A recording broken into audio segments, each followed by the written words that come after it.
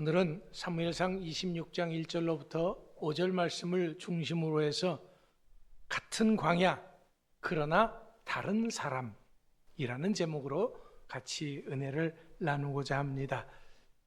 자, 여러분, 우리가 살아가면서 이런 말을 할 때가 있습니다. 이제 다 끝난 줄 알았습니다. 이제 정말 다 지나간 줄 알았습니다. 그런데 왜 또입니까? 어느 날 문득 눈을 떠보면 우리는 또다시 똑같은 자리에 서 있습니다. 여전히 같은 문제, 여전히 같은 사람, 여전히 같은 상처입니다. 끝난 줄 알았던 그 고난이 다시 찾아옵니다. 그래서 우리는 하나님께 묻습니다. 하나님, 왜 또 이 고난입니까? 하지만 하나님께서는 우리들에게 다른 질문을 던지십니다. 그래, 고난은 같을런지 모르지만 너는 지난번과 같은 사람이니? 오늘 본문은 바로 그 질문 앞에 우리를 세웁니다. 여러분, 사무엘상 24장을 혹시 기억하시는가요? 다윗은 엔게디 굴에서 사울을 죽일 수 있는 절호의 기회를 얻었었습니다. 그때 함께 있던 사람들이 말합니다. 다윗이여, 하나님께서 드디어 원수를 당신의 손에 넘겨주셨습니다. 하지만 다윗은 칼을 거뒀습니다. 자신의 손으로 여호와의 기름 부음을 받은 왕을 치지 않았습니다. 그 결과 사울은 이 사실을 뒤늦게 알았습니다. 그리고서는 울었습니다. 자신의 잘못을 인정을 했고 다윗을 의롭다고 스스로 고백을 했습니다. 그리고 더 나아가서 다윗이 장차 왕이 될 것이라고까지 말했습니다. 이 장면을 보면은 드디어 모든 것이 끝난 것처럼 보였습니다. 이제 다윗의 고난도 끝나고 광야의 생활도 끝난 것처럼 보였습니다. 그런데 오늘 본문은 이런 우리의 기대를 한꺼번에 한순간에 깨뜨려 버렸습니다. 본문은 이렇게 시작합니다. 10사람이 기브아에 와서 사울에게 말하여 이르되, 이제 또 시작입니다. 그런데 또 그 10사람들입니다. 이들이 또다시 밀고 합니다. 사울을 보십시오. 또 3,000명의 군사를 모읍니다. 또 다윗을 죽이려고 광야로 내려옵니다. 이제 모든 것이 다 다시 처음으로 돌아간 것 같습니다. 그러나 성경은 이것을 잘못된 것이라고 말하지 않습니다. 하나님께서 같은 고난을 아무런 이유 없이 반복하시는 분이 아니기 때문입니다. 같은 고난을 통해서 하나님의 사람을 새롭게 만들어가는 분이 바로 하나님이십니다. 보십시오. 지금 광야는 그대로입니다. 사울도 그대로고 10사람들도 도무지 변하지 않았습니다. 이처럼 현실은 반복되는 것처럼 보인다고 할지라도 하나님의 사람은 달라져야 합니다. 우리도 그렇습니다. 우리도 여전히 같은 문제를 만날 수 있습니다. 같은 시험을 또 겪을 수 있습니다. 같은 고난을 또 겪을 수 있다라는 거예요. 같은 사람 때문에 또다시 마음이 아플 수도 있습니다. 그러나 하나님께서 우리에게 바라시는 것은 문제가 없어지는 것이 아닙니다. 그 문제를 만나는 내가 달라지는 거예요. 오늘 하나님께서는 이 말씀을 통해서 같은 광야를 지나면서도 이전과는 다른 사람으로 살아가는 믿음이 무엇인지를 우리에게 세 가지로 가르쳐 주고 있습니다. 자, 첫 번째, 세상은 쉽게 변하지 않는다라는 거죠. 첫 번째가 뭐라고요? 예. 사람도 쉽게 변하지 않습니다. 세상도 쉽게 변하지 않고요. 본문의 1절은 이렇게 시작을 합니다. 10사람이 기브아에 와서 사울에게 말하여. 여러분, 이 장면은 낯설지 않습니다. 왜냐하면 이미 사무엘상 23장에서 10사람들은 다윗을 사울에게 밀고 했던 사건이 있었기 때문입니다. 그런데 오늘 또 똑같은 일을 반복합니다. 그렇다면 성경은 왜 이 장면을 기록했을까요? 이것은 단순히 역사를 반복해서 들려주기 위함이 아닙니다. 사람은 쉽게 변하지 않는다는 사실보다 더 확실히 보여줄 것이 있기 때문입니다. 자, 여러분, 사실 다윗을 사울 왕에게 밀고 했던 이 10사람들은 유대지파 사람들입니다. 같은 민족이고 같은 하나님을 섬기는 사람들입니다. 그런데도 그들은 다윗을 보호하지 않았습니다. 오히려 자신의 안전을 위해서 다윗을 사울에게 넘긴 것입니다.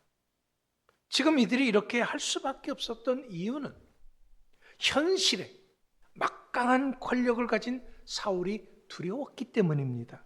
이들은 지금 하나님보다는 사람을, 눈에 보이는 현실을 더 두려워했기 때문입니다. 그래서 진실보다는 자신들의 유익을 먼저 선택했습니다.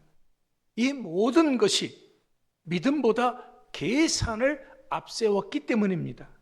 예, 바로 이것이 죄인된 우리 사람들의 모습입니다. 죄는 우리의 시선을 하나님에게서 사람에게로 돌려놓습니다. 그래서 손해를 두려워하고 사람의 눈치를 보게 되는 것입니다. 하나님의 뜻보다는 자신의 안전을 먼저 생각하게 되는 것입니다. 하나님께서 이 말씀을 반복해서 오늘 우리에게 들려주시는 이유는 우리들 역시 이런 일들을 만나게 될 것인데 조심해라. 너도 똑같다라고 말씀하시는 것입니다. 왜냐하면 믿음은 예배당 안에서만 드러나는 것이 아니기 때문입니다. 손해를 감수해야 할 때, 불이익을 당할 수 있을 때, 그때 비로소 믿음의 진짜 모습이 드러나기 때문입니다. 지금 10사람들은 바로 그 시험 앞에서 실패한 것입니다. 이제 본문은 10사람들보다 사울에게 더 초점을 맞춥니다. 2절입니다. 사울이 일어나. 짧은 한마디지만은 참 안타까운 모습입니다. 왜냐하면 분명히 사울은 엔게디에서 울었다고 했습니다. 네가 나보다 의롭다, 내가 반드시 왕이 될 것이다 라고 말했던 사람입니다. 그런데 이런 그가 얼마 지나지 않아서 또다시 창을 들었습니다. 다시 3,000명의 군사를 모았습니다. 다시 다윗을 죽이려고 광야로 내려왔습니다. 왜냐하면 사울은 울었지만 변하지 않았기 때문입니다. 사울은 감동은 받았지만 그 중심은 바뀌지 않았기 때문입니다. 여러분, 그렇기 때문에 눈물은 회개가 아닐 수 있습니다. 감동 역시도 회개가 아닐 수 있습니다. 왜냐하면 진정한 회개는 방향을 바꾸는 것입니다. 하나님께 돌아서는 것입니다. 삶이 달라지는 것입니다. 우리도 지금 예배 가운데 은혜 받고 기도하며 눈물을 흘릴 수 있습니다.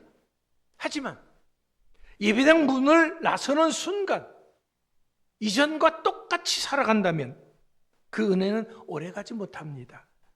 그렇기 때문에 하나님께서는 오늘의 우리에게 원하시는 것은 잠시 내 마음이 뜨거워지는 것이 아닙니다. 평생을 새로워지는 삶으로 살아가는 것입니다.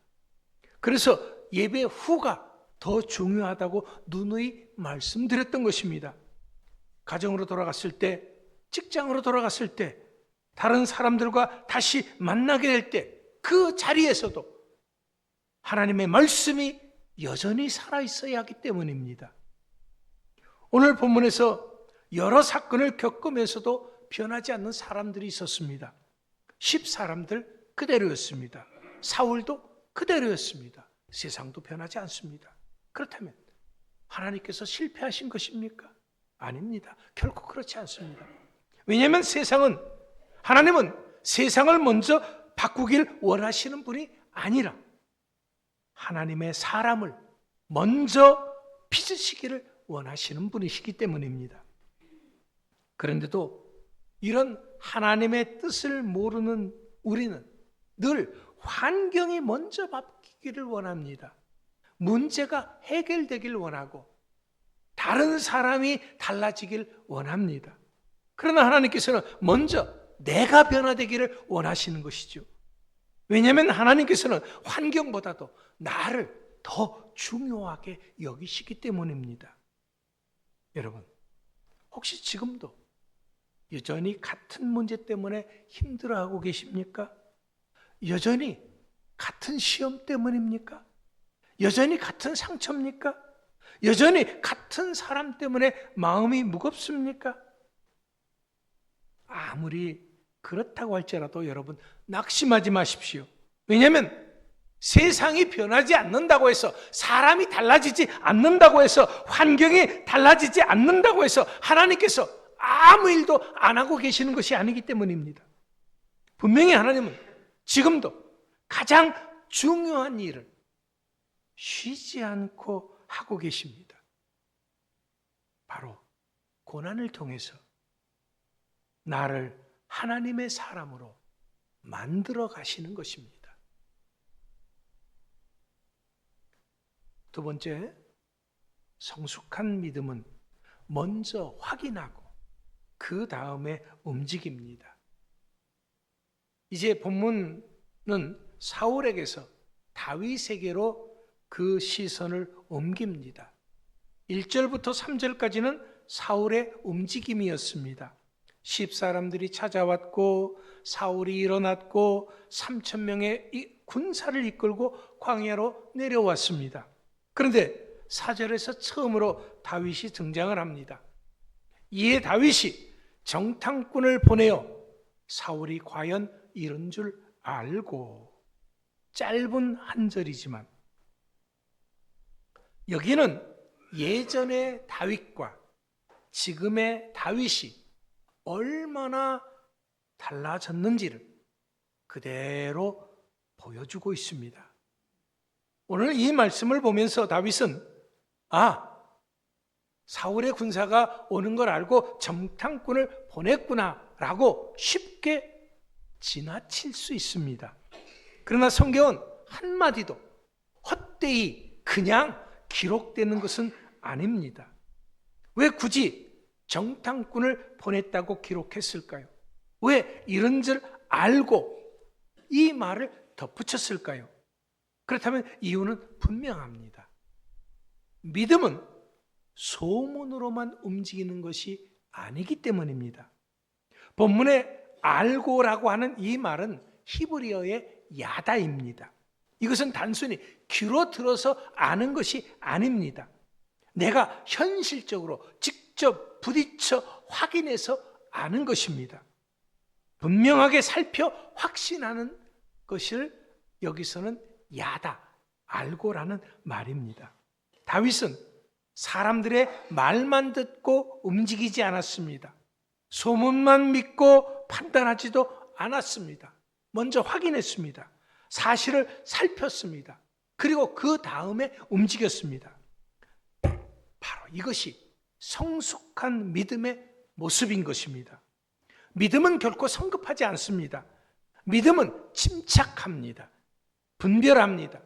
그리고 기다릴 줄 압니다. 그런데 오늘 우리들의 모습은 어떻습니까? 우리는 누군가의 말 한마디를 듣고 바로 판단합니다. 바람같이 지나가는 소문을 듣고 화를 냅니다. 항상 우리의 모습은 감정이 앞서고 행동이 먼저 나갑니다. 그리고서는 뒤늦게 아차 하고 후회하죠. 우리의 많은 다툼은 사실을 확인하기 전에 결론부터 내리기 때문에 생기는 것이 대부분입니다. 말을 끝까지 듣기 전에 마음을 닫아버립니다. 그래서 관계가 깨지는 거죠.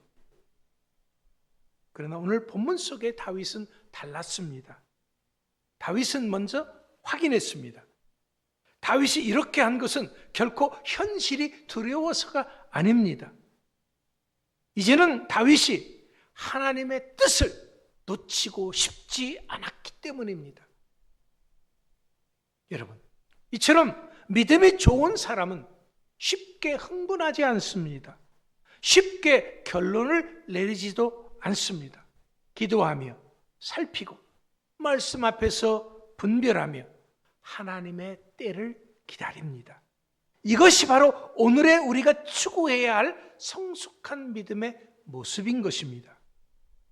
여기서 한 가지 더 주목할 것이 있습니다.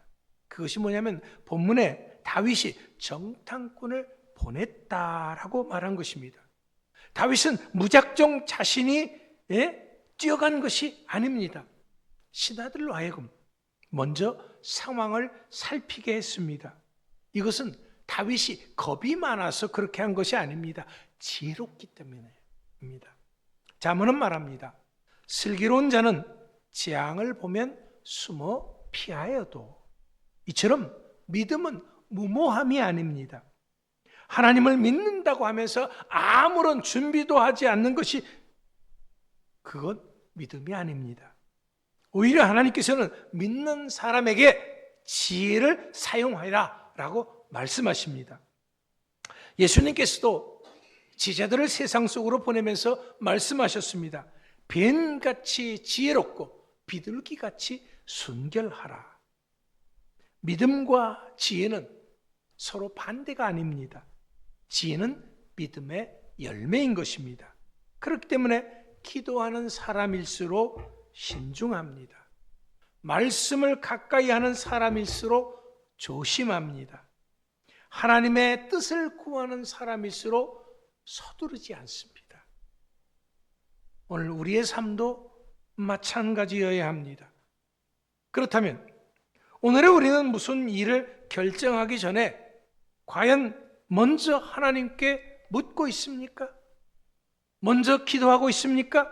아니면 감정이 앞서고 있습니까? 우리의 실패 가운데 적지 않은 부분은 잘못 판단해서가 아니라 너무 빨리 판단했기 때문에 일어나는 것입니다.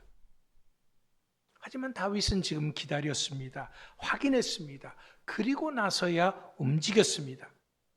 그런데 오늘 본문에는 또 하나의 변화가 숨어 있습니다. 지금까지 다윗은 늘 쫓기는 사람이었습니다.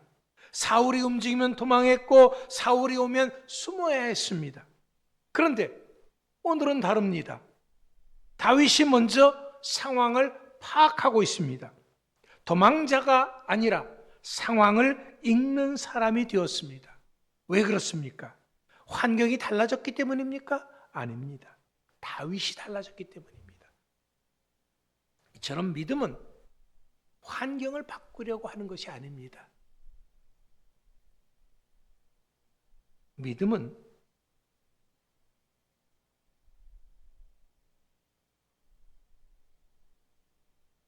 환경 속에서도 내가 하나님의 사람임을 잊지 않는 것입니다. 여러분, 사람 바뀌지 않아요. 환경 바뀌지 않습니다. 보세요. 사울도 그대로고요. 사람들도 그대로였어요. 하지만 다윗이 달라졌습니다. 두려움에 끌려다니던 사람이 이제는 하나님 안에서 침착하게 사리 분별을 하는 사람이 되어졌습니다. 바로 이것이 하나님께서 다윗에게 광야를 허락하신 이유인 것입니다. 하나님께서는 광야에서 길을 만드시는 것보다 먼저 사람을 만드시길 원하시는 것입니다. 여러분, 혹시 여러분들도 중요한 결정을 앞두고 계신 분이 계십니까? 그렇다면 조급해하지 마십시오. 감정으로 움직이지 마십시오. 먼저 하나님께 물으십시오. 그리고 말씀 앞에 서십시오. 기도하십시오. 그리고 분별하십시오. 하나님께서는 서두르는 사람보다 하나님의 때를 기다리는 사람을 더 들어 쓰십니다. 그렇기 때문에 성숙한 믿음은 빨리 움직이는 믿음이 아닙니다. 하나님의 뜻을 확인한 후 움직이는 믿음입니다. 그리고 그것이 하나님의 뜻이었다라고 확인이 되어지면 즉시 모든 것 뿌리치고 나아가는 사람입니다.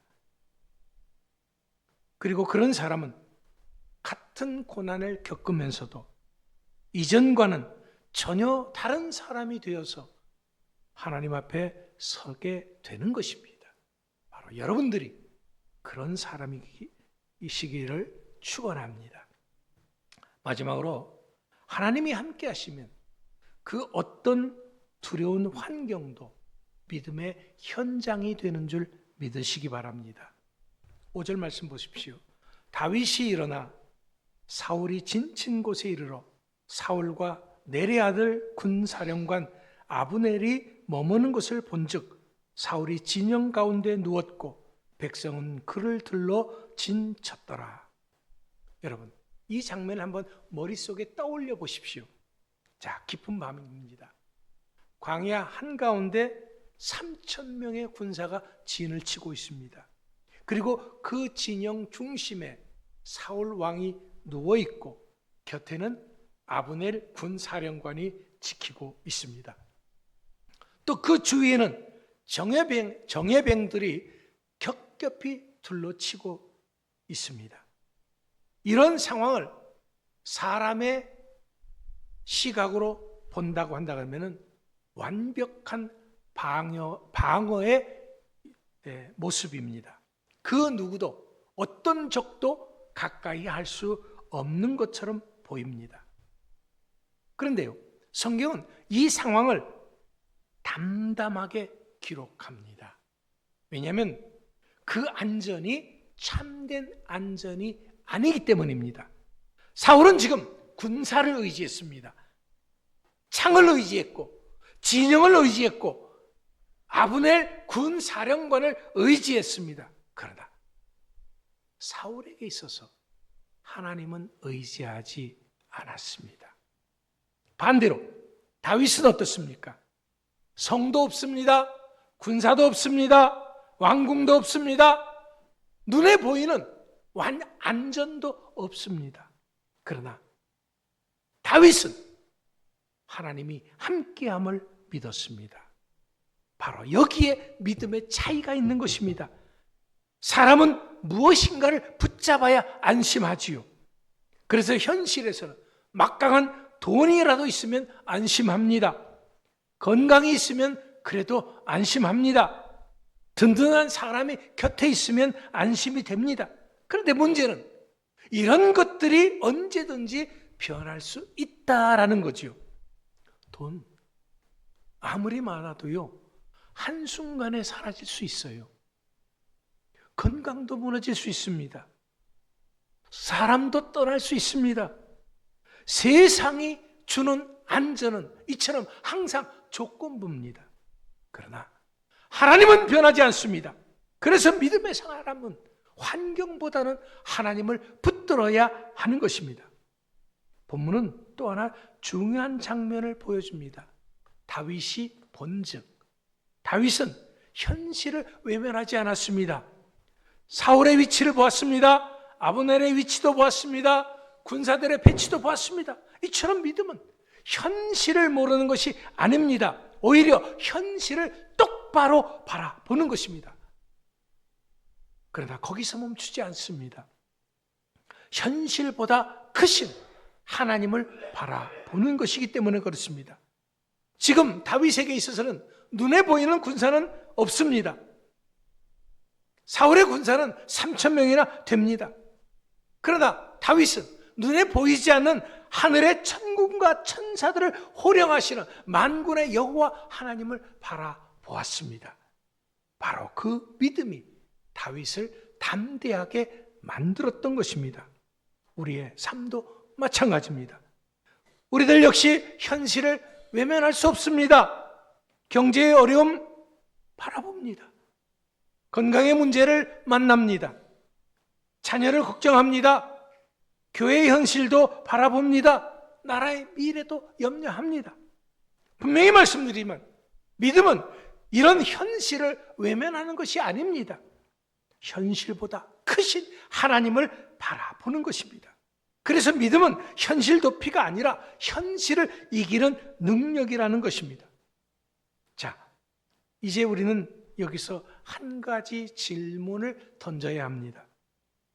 왜 하나님께서는 다윗에게 사울의 진영을 이렇게 자세히 보여주셨을까요?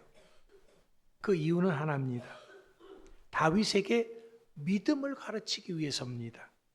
마치 하나님께서 이렇게 말씀하시는 것 같습니다. 다윗아, 내 눈에는 저들이 강해 보이니?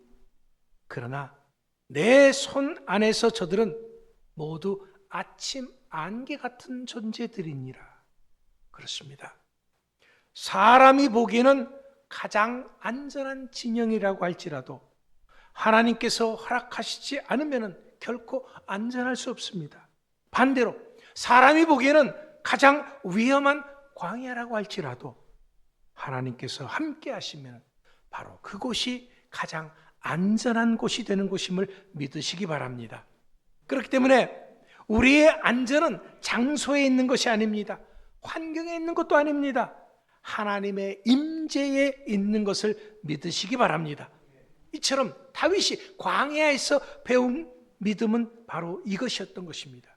여러분, 우리가 가지고 있는 광야의 모습은 각자 다를 수 있습니다. 그러나 하나님께서 우리에게 바라시는 것은 오직 하나입니다. 광야가 없어지는 것이 아닙니다. 그 광야 속에서도 하나님을 신뢰하는 사람으로 성숙하는 것입니다. 자, 오늘 본문을 다시 생각해 보십시오. 10사람들 변하지 않았습니다. 사울 변하지 않았습니다. 광야 변하지 않았습니다. 그런데 다윗은 달라졌습니다. 바로 이것이 오늘 본문이 우리에게 주는 가장 큰 은혜인 것입니다. 여러분, 오늘 말씀의 제목이 뭐였습니까? 같은 광야, 그러나 다른 사람이었습니다. 광야 다시 찾아옵니다. 시험도 반복됩니다. 사람도 쉽게 변하지 않습니다. 환경도 금방 달라지지 않습니다. 오늘 본문에서도 10사람들은 그대로였습니다. 사울도 그대로였습니다. 광야도 그대로였습니다. 그러나 한 사람은 달라졌습니다. 바로 다윗입니다. 두려움에 끌려다니던 사람이 하나님을 신뢰하는 사람으로 변했습니다. 감정적으로 반응하던 사람이 하나님을 기다리는 사람으로 변화됐습니다. 환경을 바라보던 사람이 하나님을 바라보는 사람으로 성숙해졌습니다. 이것이 하나님께서 다윗에게 광야를 허락하신 이유인 것입니다. 이것은 오늘 우리도 마찬가지입니다. 하나님께서 우리를 괴롭히려고 고난을 주시는 분이 아닙니다. 하나님께서 우리를 포기하지 않으시기 때문에 고난을 통해 더 큰 믿음의 사람으로 만들어 가시기를 원하시는 분 것입니다. 그래서 하나님께서는 문제를 없애기보다도 먼저 우리를 변화시키십니다. 환경을 바꾸시기보다 먼저 우리의 믿음을 자라게 하시는 것입니다. 혹시 여러분도 지금 옛날과 같은 고난 때문에 문제를 겪고 있습니까? 끝난 줄 알았던 그 시험이 다시 찾아왔습니까? 같은 문제 때문에 다시 마음이 무너지고 있습니까? 하지만 그렇다고 할지라도 낙심하지 마세요. 하나님께서 예전과 같은 고난을 허락하셨다면 거기에는 반드시 하나님의 뜻이 있습니다. 여러분, 지난번에는 두려움으로 지났던 길이라면 이번에는 믿음으로 지나가게 하실 것입니다. 지난번에는 원망으로 걸었던 길이라면 이번에는 감사하면서 걷게 하실 것입니다. 지난번에는 혼란스러운 자리였다면 이번에는 하나님 안에서 굳게 서게 하실 것입니다. 왜냐하면 고난은 같을지라도 하나님께서 빚으시는 나는 더 이상 예전의 나가 아니기 때문입니다. 여러분, 하나님은 오늘도 같은 광야, 같은 고난을 통해서 우리로 하여금 다른 사람으로 만들어 가십니다. 그렇기 때문에 고난을 두려워하지 마십시오. 이제는 고난보다 크신 하나님을 바라보십시오. 환경보다 먼저 우리를 변화시키는 하나님을 신뢰하십시오. 그 하나님께서 오늘도 우리를 더욱 성숙한 믿음의 사람으로 세워주실 줄 믿습니다. 이 은혜가 저와 여러분 모두에게 함께 할 수 있게 되기를 주 예수 그리스도 이름으로 축원합니다.